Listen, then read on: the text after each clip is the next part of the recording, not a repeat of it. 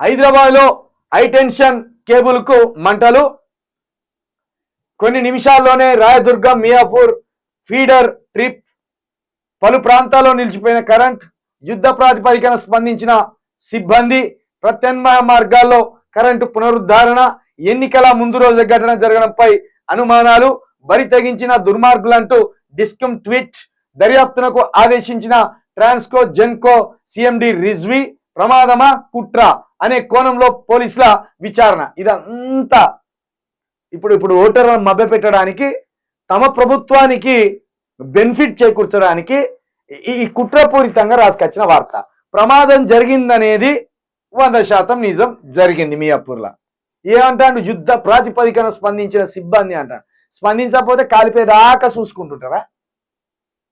ఎవరున్నా, మీ కాంగ్రెస్ ప్రభుత్వం ఉన్నా, ఇంకొకరి ప్రభుత్వం ఉన్నా, ఒక ప్రమాదం జరిగింది, ఒక మంటలు రేగినాయి అన్నప్పుడు యుద్ధ ప్రాతిపదికనే పోతుంది. అసలే హైదరాబాద్ నగరం.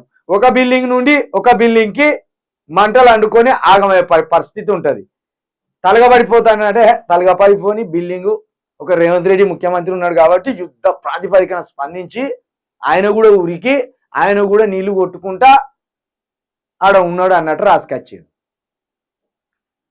ప్రత్యామ్నాయ మార్గాల్లో కరెంటు కూడా పునరుద్ధరించిందట. మరి అదేదో వేయలే, అది ఎందుకో వేయలే. ఎక్కడెక్కడో వెలుగులు ఉన్నాయి, మళ్ళీ కరెంటు పోకుంటున్నా అని ఆ వార్త ఎందుకు వేయలే? మరి గీ ఫోటో ఎందుకు వేసుకొచ్చినావు? ఇక ఇక్కడ ఎవని కుట్రున్నదో లేదో తెలియదు కానీ వీడే కుట్ర అని రాసుకొచ్చిండు. ఎన్నికల ముందు పెద్ద కుట్ర జరిగింది. పెద్ద కుట్ర జరిగి మంటలు చెలరేగిపోయినాయి. ఇంకా నయం ఇది కేసీఆర్ కుట్ర, కేటీఆర్ కుట్ర, హరీష్ రావు ముగ్గురు కలిసి అగ్గిపేట పట్టుకొని వచ్చి ఈ గీకి దాని మీద వేసిపోయిందని రాయాలే. ఇంకో నాలుగు ఓట్లు ఎక్కువచ్చు. ప్రమాదమా కుట్ర అనే కోణంలో పోలీసుల విచారణ. ఇప్పుడు ఇది అవసరమా? ఏందంటే ఇదో చిన్న ప్రమాదాన్ని కూడా ఈ పోలింగ్ మీద ప్రభావం చూసేటట్టు రాసుకొని వచ్చిన వార్త ఇది. గింత కథల వెలుగు పేపరోడా, గింత బానిసత్వమా?